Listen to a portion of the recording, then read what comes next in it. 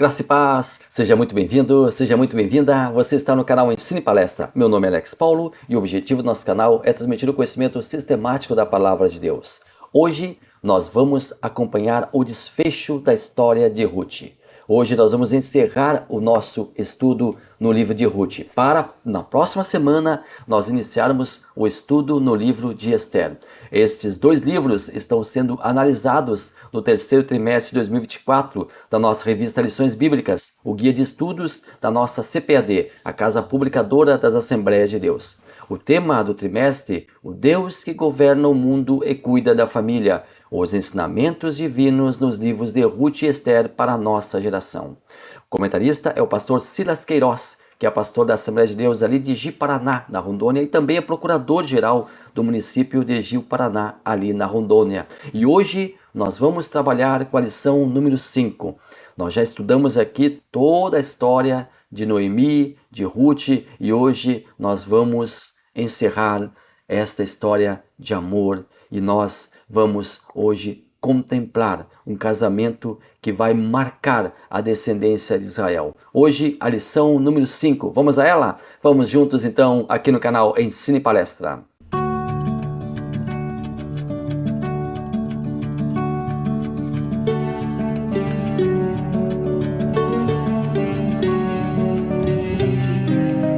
Lição número 5. O casamento de Ruth e Boaz, a remissão da família. O nosso texto áureo está em Ruth, capítulo 3, versículo 11. Agora, pois, minha filha, não temas, tudo quanto disseste te farei, pois toda a cidade de meu povo sabe que és mulher virtuosa.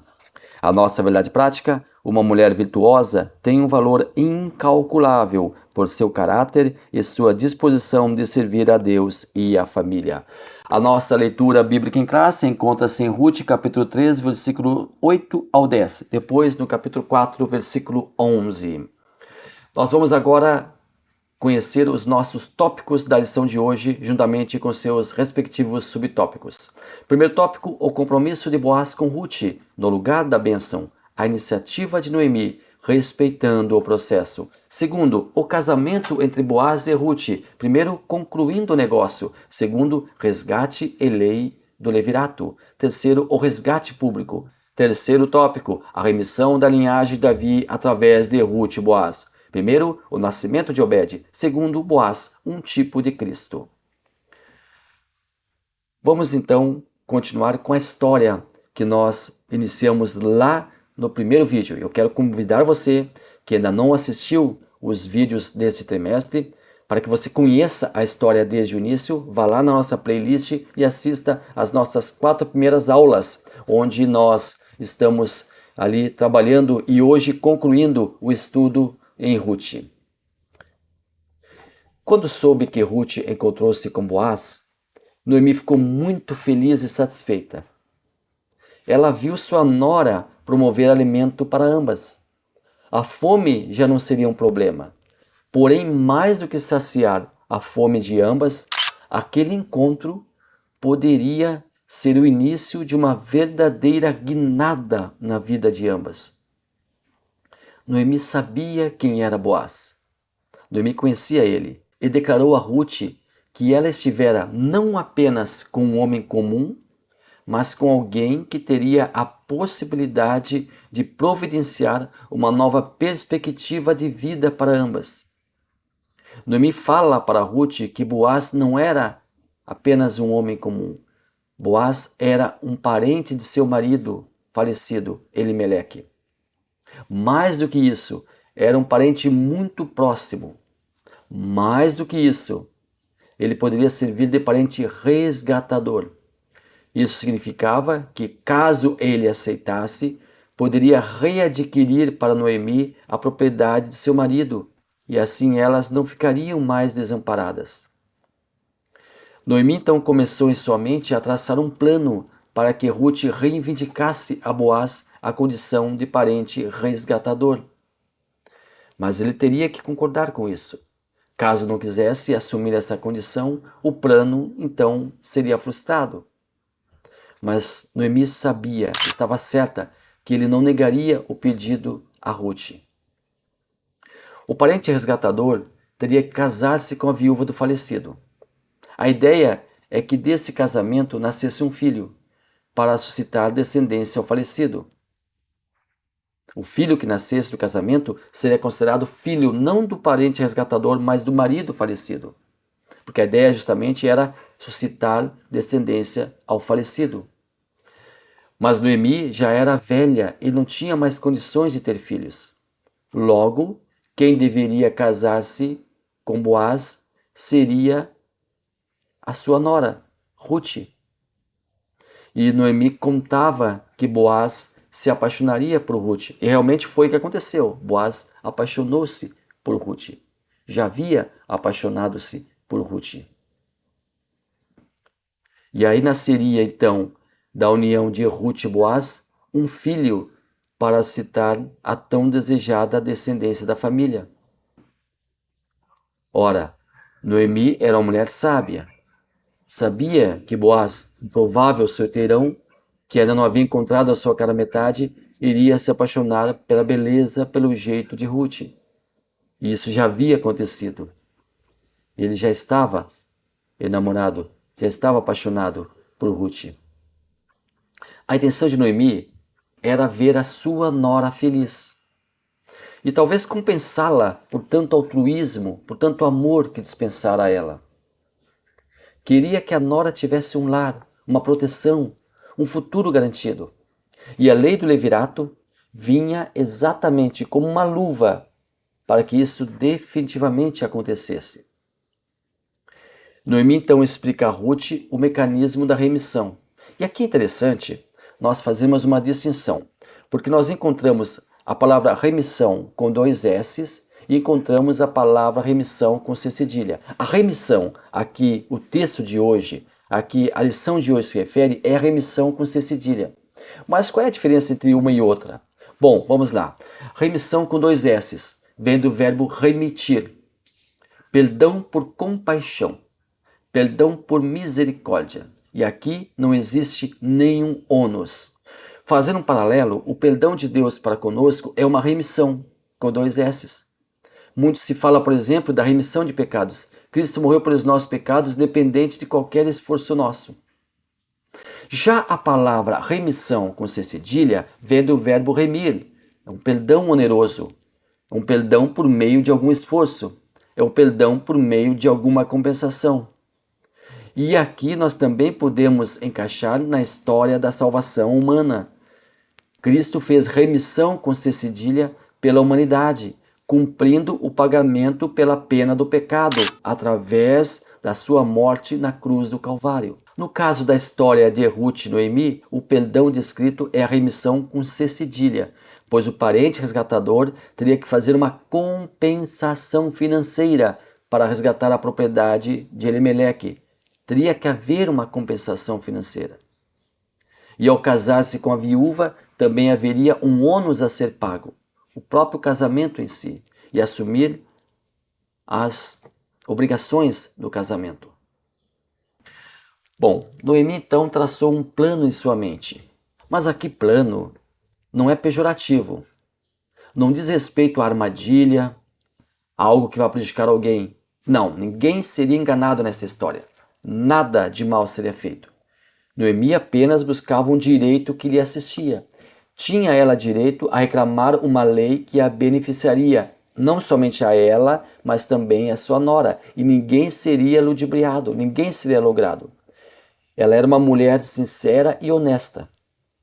Noemi não ia, entre aspas, jogar Ruth nos braços de Boaz. Queria que tudo acontecesse da maneira leal e honesta. Não usaria sua nora para benefício próprio e nem o parente de seu marido como uma simples marionete. Não, tudo seria feito de maneira transparente e reta. Ela estava lidando com 2 vidas e sabia disso. Estava lidando com 2 seres humanos e sabia disso. Tinha respeito por ambos. Sendo que por Ruth ela tinha mais do que respeito, ela tinha o verdadeiro amor de uma mãe por sua filha. E lá em Ruth, capítulo 3, versículo 1, na versão Almeida, revista e corrigida, nós lemos assim: E disse-lhe Noemi, sua sogra, minha filha, não hei de buscar descanso. Sublinhe a palavra descanso, para que fiques bem. Esse descanso do qual Noemi fala refere-se ao lar. Lá na Almeida, Revista Atualizada, nós lemos o mesmo texto assim. Disse Noemi, sua sogra: minha filha, não hei de eu buscar-te um lar para que sejas feliz? Aqui percebemos o quanto Noemi amava sua nora e se empenharia seus esforços para promover um lar para ela, para promover para ela uma vida melhor.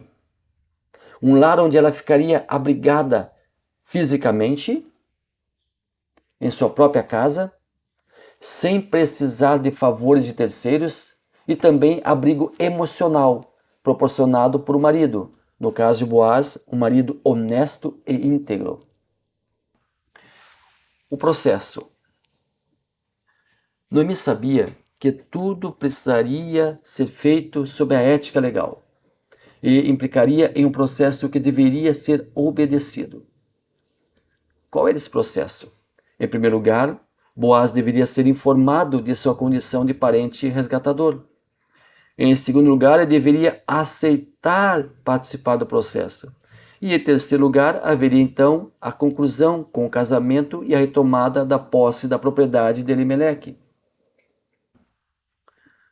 Porém, antes do processo ter início, deveria haver um encontro entre Ruth e Boaz. Já havia acontecido esse encontro, eles já se conheciam, mas precisaria mais do que eles conversarem entre si. Ruth precisaria falar para Boaz, declarar para Boaz que ele era um parente resgatador, para que ele, caso quisesse, fizesse então esse resgate. Não seria apenas um encontro casual. Esse encontro casual já havia acontecido. Agora seria um encontro realmente definitivo, onde Ruth faria exposição de seu pedido para que ele assumisse a posição de parente resgatador. Então Noemi dá instruções a Ruth para que ela tome um banho, se perfume, se vista bem, para que pudesse apresentar a Boaz com a sua feminilidade, com a sua beleza. Aqui Ruth não vestiu roupa chamativa, indiscreta, porque era uma mulher de fino trato. E aqui deixa eu abrir um parêntese. Ruth era uma mulher moabita. As mulheres moabitas, o povo moabita, na verdade, era um povo promíscuo. O povo moabita, na verdade, era um povo lascivo. O povo moabita, na verdade, era um povo totalmente diferente do povo judeu. Só que agora, Ruth já estava convertida. Ruth já estava agora numa posição de uma mulher judia. Ela estava ouvindo atentamente sua sogra e ela estava se comportando como uma mulher do povo de Israel. Uma mulher de fino trato. E uma mulher cristã sabe vestir-se com modéstia e ficar bela sem precisar apelar para artifícios que resultem em uma aparência vulgar. A mulher cristã sabe ser atraente e discreta ao mesmo tempo. E essa discrição foi conduzida por Noemi para que Ruth chegasse até Boaz. Noemi então envia Ruth a Eira, onde certamente Boaz se encontrava realizando com seus empregados o processo do limpamento do cereal colhido. Seria a última noite do trabalho. Depois não haveria mais uma oportunidade do encontro entre Ruth e Boaz. Seria naquela noite. Tudo deveria acontecer naquela noite. O processo iniciado pela colheita, o limpamento completo de cereais, seria finalizado naquela noite. Era o momento propício para o grande encontro. E o dicionário, o comentário bíblico adventista do sétimo dia, diz que o processo de separação do grão da palha nas colheitas da Palestina era geralmente realizado numa eira a céu aberto. Via de regra, tratava-se de uma área espaçosa, plana, circular e de chão firme. Na Palestina, o alimpamento era feito como ainda o é hoje, jogando o cereal para cima, para o alto, com uma pá, ou com um garfo, ou com algum recipiente, com alguma peneira, de modo que o grão, pelo próprio peso, caia no chão, e a palha e os resíduos eram levados pelo vento. O alimento ocorria geralmente ao entardecer. Então Ruth vai lá. Mas Ruth não era uma penetra naquela festa. Não, ela havia trabalhado também. Embora não estivesse arrolada dentre os empregados, os servos de Boaz, nós devemos lembrar que Boaz, ele permitiu que ela trabalhasse ali. Então ela também havia sido convidada para aquela festa. E lá em Ruth capítulo 3, versículo 7, diz que Boaz, havendo comido e bebido, estando já o seu coração alegre, e aqui coração alegre entende-se que ele estava embriagado, alguns entendem que ele estava embriagado e possivelmente estivesse, ele foi deitar ao pé de um monte de grãos. Então veio ela de mansinho, ele descobriu os pés e se deitou. Interessante que cabe aqui salientar que Ruth não deitou ao lado de Boaz, ela deitou aos pés dele, para que em algum momento ela fosse notada e pudesse então solicitar o desencadear do processo do resgate. E nós devemos ainda salientar que Boaz não estava em um quarto privativo. Não, estavam todos ali, Boaz e os seus trabalhadores, em um mesmo ambiente. Talvez um galpão grande, uma grande tenda. Muito provavelmente o chão estivesse forrado e cada um repousava sobre a sua própria capa, porque a capa da pessoa, a capa que o homem levava consigo, também ela servia como sua cama. Então Ruth, ela vai ali, e aqui não há nenhuma maldade nisso. Embora uma escritora americana, ela tenha falado que ali a palavra pés, ela significaria uma outra coisa, mas na verdade ali o texto original é realmente pés. Ela descobriu os pés de Boaz, tá? Literalmente. Não houve nenhum contato íntimo entre os dois ali. Não houve nenhum contato íntimo entre os dois. E aqui é interessante, porque nós temos que lembrar que Ruth, ela havia sido casada, mas não tivera filhos. E muitas pessoas perguntam por que Ruth não teve filhos. Alguns entendem que ela seria estéril, mas o texto não confirma isso. Eu acho, e aqui é um pensamento meu, eu tenho a convicção de que, na verdade, a fragilidade da saúde do filho, dos dois filhos, na verdade, de Noemi, talvez tenha feito com que Ruth não pudesse ter filhos com seu marido. Os dois irmãos eram muito doentes. Então, provavelmente, essa doença, essa enfermidade impediu que Ruth e seu marido tivessem um filho. De qualquer forma, como Ruth não teve filhos, para que fosse habilitada a ser mãe, deveria contar com a ajuda de um parente resgatador. Mas aqui nós temos uma outra coisa a salientar.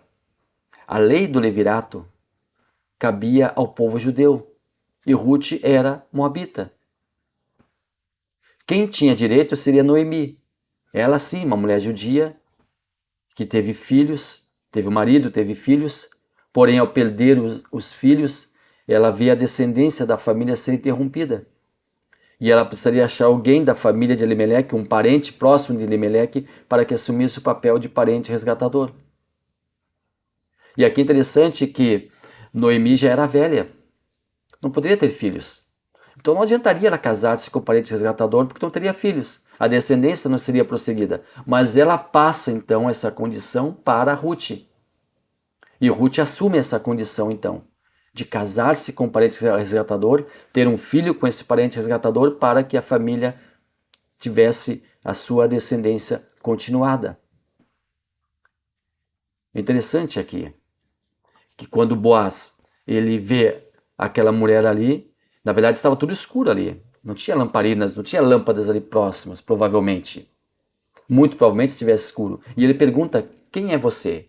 Porque não estava vendo o rosto dela. E ela declara que era Ruth, que estava ali pedindo, né, para que ele fosse o parente resgatador. E o Talmud judaico explica que a ação de Ruth significava uma proposta de casamento. Há quem diga que ainda existe um costume semelhante a esse em algumas partes do mundo. E nós precisamos analisar aqui o texto em questão sob a ótica oriental da época, e não sob o ponto de vista ocidental do presente, onde dá-se a entender que Ruth se ofereceu gratuitamente a Boaz. Ruth, ao descobrir os pés dele, estaria sim propondo casamento. E esse gesto, traduzido em palavras, estava dizendo: eu estou à sua disposição para servir-lhe, para ser sua esposa ou sua concubina. Naquela época, um pai deveria acertar o casamento de Ruth com Boaz, se fosse o caso. Mas o pai de Ruth, caso vivesse ainda, não sabemos, ele não estava ali, ele estava lá em Moabe, uma terra distante, e sequer sabia o que estava se passando com sua filha. Então ela própria deveria então propor o casamento de uma forma aqui íntegra. Não houve qualquer relação entre ambos. Então Boaz atende o pedido de Ruth, porque ele também queria o casamento. Ela não seria uma serva, uma concubina, mas seria sua esposa. Porém, Boaz soube que existia uma outra pessoa, um outro parente de Elimeleque ainda mais chegado. E talvez Noemi não contasse com isso. Nós não sabemos se Noemi sabia ou não que existiria um outro parente mais chegado que deveria esse ter a primazia de assumir a condição de parente resgatador. Mas Boaz soube que existia então esse parente e obrigatoriamente esse parente deveria desistir da condição de parente resgatador para que Boaz então pudesse assumir essa condição. E aí Boaz diz: olha, existe um outro parente. Se esse não quiser, aí eu assumo essa posição. Agora, se o parente quisesse, Boaz não poderia fazer nada, Ruth não poderia fazer nada, Noemi não poderia fazer nada. Então Boaz vai então encontrar-se com esse parente. E conversando com esse parente, explicando que o parente deveria receber, iria resgatar a propriedade, mas também deveria casar-se com Ruth, também deveria abrigar Ruth, também deveria abrigar Noemi, e esse parente, ele acaba desistindo, dizendo para Boaz que não queria ser o parente resgatador. Boaz, claro, fica feliz com isso. Interessante que havia ali toda uma liturgia. O parente, então, ao desistir, ele deveria tirar o seu calçado, ficar descalço e entregar para Boaz, dizendo: olha, assuma essa posição porque eu não quero. E os anciões da cidade, um grupo de líderes da cidade assistindo a tudo aquilo. Tudo isso era feito porque a lei assim o exigia. E aí Boaz diz: olha, vocês viram, vocês são testemunhas que ele desistiu e eu agora assumo essa posição. Interessante que agora Boaz tem o caminho aberto, tem o sinal verde para assumir a condição de parente resgatador. E assim faz. Assume essa posição, a propriedade é readquirida, casa-se com Ruth, com certeza levou Noemi consigo para protegê-la, para guardá-la, levou Noemi consigo não como mulher, mas levou Noemi consigo como uma pessoa que seria protegida por ele, porque a mulher dele era Ruth. E aí o casamento felizmente, tudo deu certo, tudo saiu da melhor maneira possível. Por quê? Porque Deus estava no controle de toda a situação. De novo, se o parente resgatador original quisesse, ele teria condições, ele teria então a primazia. Porém, ele desistiu.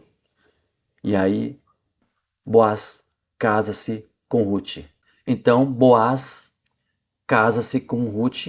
Boaz, um judeu, casa-se com a moabita Ruth. E dessa união nasce Obed, que vem a ser o pai de Jessé, que vem a ser o pai do rei Davi. Interessante que Boaz e Ruth entram juntos como casal na lista da genealogia de Jesus. Isso não era comum, o casal citado junto na lista, mas aqui foi isso o que aconteceu. E aqui nós temos a conclusão do livro de Ruth com esse casamento. Uma história que começou triste, uma história que começou com dor, com sofrimento, acaba agora feliz. Acaba agora da melhor maneira, porque Deus sempre esteve, desde o início, no controle de toda a situação. Então nós hoje concluímos o nosso estudo do livro de Ruth e convidamos você para a semana que vem iniciarmos o livro em Esther. Tenho certeza que vocês aprenderam bastante com Ruth, que nós aprendemos juntos muitas lições e essas lições elas nos ensinam que Deus está no controle de toda a situação, que Deus ama a toda a humanidade, que o amor de Deus ele é incondicional para todos. Nós aprendemos juntos que quando colocamos tudo nas mãos de Deus, a nossa vitória é certa. Muito obrigado a você que esteve até aqui conosco. Muito obrigado a você que acompanhou este vídeo. Convido você para continuar conosco no nosso canal, maratonando o nosso canal, assistindo outras playlists. E na semana que vem nós temos um novo encontro aqui no Ensino e Palestra. Deus abençoe maravilhosamente a sua vida.